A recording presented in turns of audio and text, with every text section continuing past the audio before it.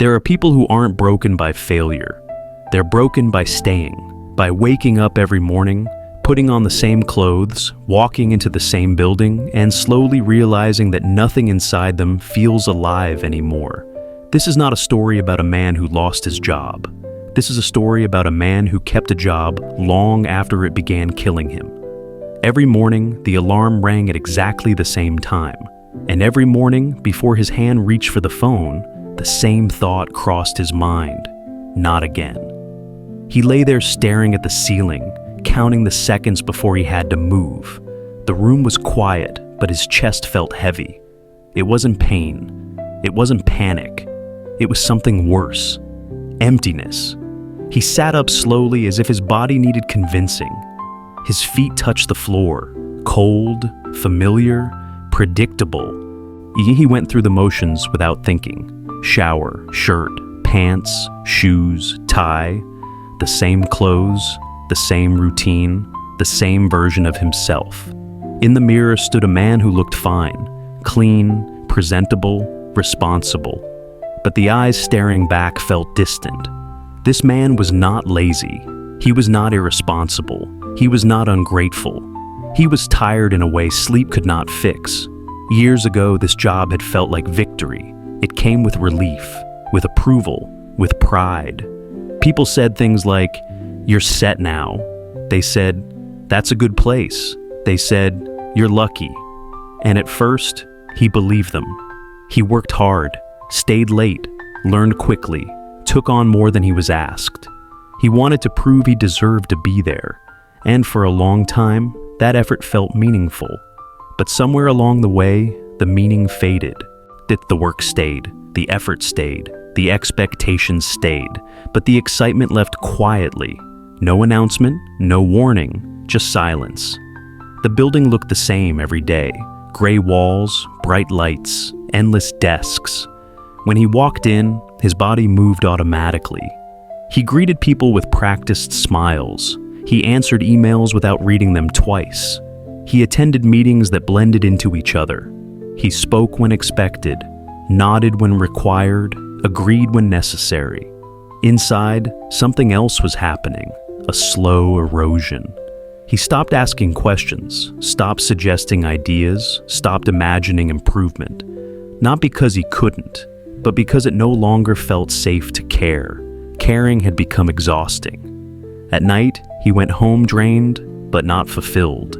He sat on the edge of his bed scrolling through his phone, watching other people live lives that felt brighter. Some were building businesses, some were traveling, some were starting over. He told himself social media lied, but deep down, something whispered, they're at least moving, and that was the difference. He started measuring life in exits. How long until the weekend? How long until the holiday? How long until retirement? He noticed something strange. He wasn't planning a future. He was surviving the present. And survival was beginning to feel like suffocation. The first real crack came one afternoon at work. He stared at his screen, hands frozen above the keyboard, and realized he didn't care if the task was done well. Not because he wanted to fail, but because success no longer meant anything to him. The realization scared him, because indifference is not rest. It's decay. Still, he stayed, because staying felt responsible. He had bills, he had expectations, he had a reputation. Leaving felt reckless. So he stayed and told himself the same lie every morning. Just one more year, one more raise, one more promotion, one more moment when it finally feels worth it. But the moment never came. Only more days that felt the same. His body began reacting before his mind would admit the truth. Headaches, tight shoulders, sleepless nights. Sunday evenings became unbearable. The thought of Monday pressed on his chest like a weight. He told himself everyone felt this way. But that was another lie. Not everyone feels dead inside. One evening, he sat in his car after work. The engine was off, the parking lot was empty. 10 minutes passed, then 20. He wasn't tired. He was avoiding going home because tomorrow waited there. That was the moment he understood something important. This job was not just taking his time. It was taking his identity. He used to have interests, curiosity, ambition. Now his world felt smaller. He declined invitations, stopped calling friends, became quiet. People said he seemed calm. They didn't see the numbness, and numbness is dangerous, because when nothing hurts, nothing heals. He began doubting himself. Maybe this is all I'm capable of. Maybe I'm not meant for more. Maybe this is adulthood. But deep down, a quieter voice disagreed. It said, "You weren't meant to disappear." The breaking point didn't come as drama. It came as honesty. One morning, he couldn't get out of bed. Not because he was sick, because his body refused to cooperate. His chest tightened.